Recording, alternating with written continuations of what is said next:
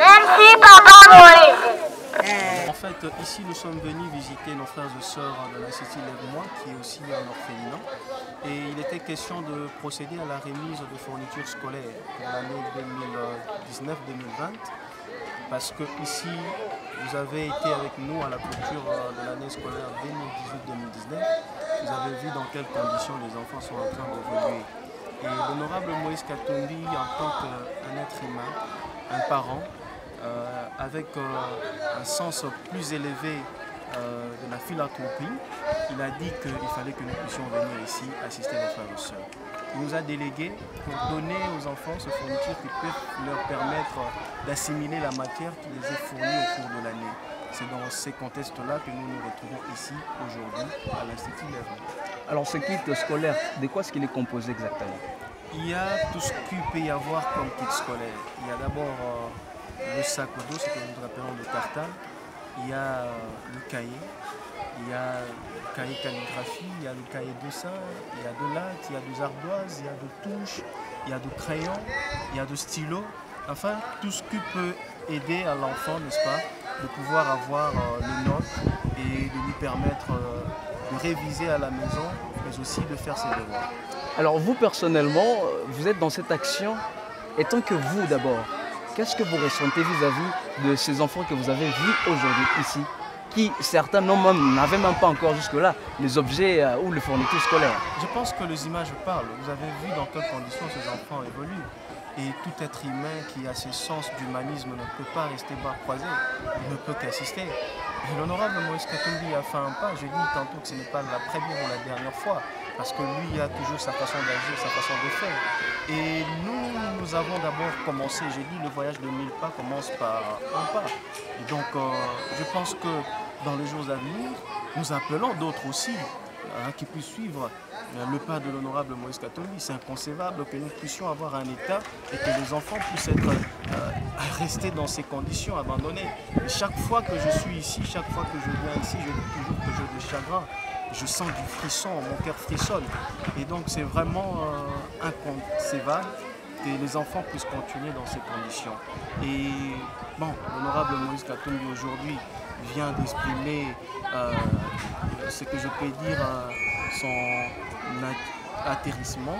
Donc je pense que les enfants aussi l'ont exprimé leur vénération.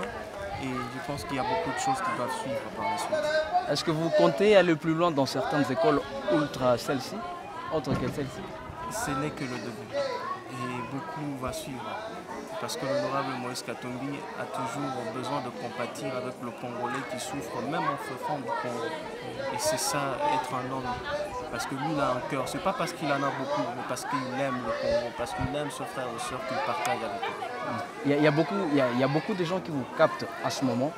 Est-ce que vous pourriez peut-être avoir un message particulier auprès de ceux-là qui sont, ou ceux-là qui ont le moyen de pouvoir emboîter le même pas que Moïse Katumbi? J'appelle tous ceux qui ont le moyen, plus que même l'honorable Moïse Katumbi, de faire la même chose, d'assister nos frères et sœurs qui sont en détresse, qui ont besoin de leur soutien pour avancer. Nous disons toujours que la jeunesse est l'avenir de demain et cet avenir-là se prépare. C'est aujourd'hui que nous devons préparer et nous devons préparer en envoyant ces enfants à l'école et en leur donnant l'essentiel pour qu'ils puissent apprendre dans les conditions le plus meilleures. Et c'est cet appel que je lance à tous cette personnes de bonne foi qui voudraient assister ces enfants. Merci. Oui, en tout cas, par rapport à la création de cette école, c'était d'abord prioriser les enfants orphelins, vulnérables et déplacés pour étudier, d'abord pour recevoir leur éducation gratuitement. Aujourd'hui, si je peux compter parmi les 450 enfants qui étudient ici, au moins 350 étudient gratuitement et les 100 qui payent à compte-gouttes aussi, ils viennent aussi des familles vulnérables. Si nous évaluons par rapport à l'année passée, c'est au moins 20% qui ont pu terminer leur année d'études. Et justement, aujourd'hui, si nous voyons ces enfants-là qui avaient payé même l'année passée, ils ne sont plus ici. Alors, on se demande qui va leur supporter aussi les enseignants pour les frais scolaires. Un message à d'autres associations qui peuvent venir vous soutenir? En tout cas, à d'autres associations, je ne cesse pas de leur dire de songer à nous et surtout qu'ils ne savent pas que nous sommes là. Avec la présence des AGMK, ça vient aussi de révéler d'autres organisations qui œuvrent dans l'éducation, de songer à ces enfants qui sont démunis et qui ont aussi le droit d'étudier comme les autres. Rappelez-nous le nom, s'il vous plaît. Moi, c'est Madame Maska Sabouni Feza Bénédicte, la promotrice du complexe scolaire Relève-moi, là où héberge aussi les enfants. Nous avons une orphelinat dans cette école. Ici, nous sommes un soulagement pour ces enfants-là qui sont majoritairement des vulnérables, des enfants vulnérables. Vraiment, c'est un grand soulagement. Et je crois qu'à travers cette aide, vraiment, les enseignements vont se passer très bien. Alors, étant que le directeur venait recevoir également un lot de fournitures à terme de craie, mais quel sentiment vous éprouvez quant à ça? C'est un sentiment de satisfaction, vu qu'on n'avait pas encore eu même de décret pour le démarrage des études pour cette année scolaire 2019-2020. Alors ça vient d'arriver vraiment au bon moment, parce que nous étions dépourvus de ça. Alors ça vient vraiment encore soulager les enseignants qui passaient chaque fois au bureau, me bousculaient où est la craie, comment nous allons fonctionner. Et bien, je crois que je vais maintenant trouver une réponse que je vais donner aux enseignants quand ils vont voir ce craie au bureau. C'est une action de jeunes de Moïse Katumbi. Alors vous, personnellement, avez-vous peut-être un message particulier à adresser à l'autorité? C'est vraiment d'abord un sentiment de satisfaction que je présente auprès du président Moïse Katumbi.